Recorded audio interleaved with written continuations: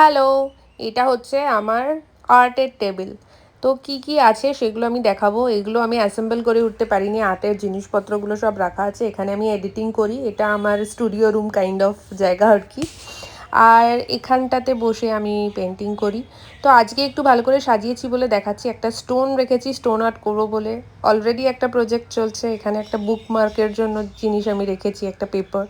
এইগুলো হচ্ছে brush holder. Colour করার পর এইগুলোতে যদি আমি রেখে দিই তাহলে টেবিল টপটা খারাপ হবে না আর কি। তো কিছু fake plants, acrylic white colour, then Fevicol, আর এই যে যেগুলো দেখছো এই পেন স্ট্যান্ডগুলো, এগুলো আমি বানিয়েছি।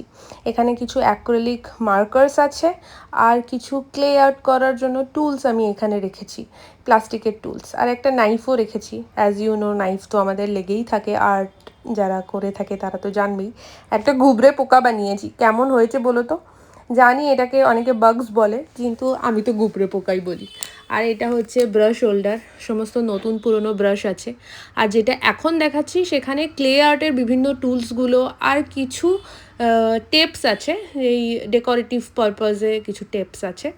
এই যে এই গোল জিনিসটা দিয়ে অনেক কিছু করা যায় বলো, তোমরা তো সবাই জানবেই, যারা এই ভিডিওটা দেখছো তারা নিশ্চয়ই আর্ট ভালোবাসো, তো তারা তো জানবেই কি এইটা কাজ। আর এটা হচ্ছে নাইফ।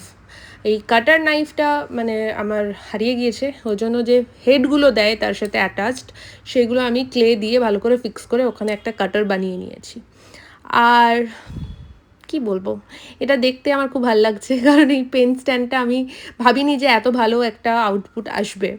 আর এই যে টিউলিপ একটা যে গার্ডেন টাইপের নতুন একটা ভাইরাল, সেটাও একবার বানানোর চেষ্টা করছিলাম, কিন্তু এটা বহু আগে, অতটাও ভালো হয়ে ওঠেনি। নেক্সট টাইম আমি আবার ট্রাই করব ফর বেটার রেজাল্ট।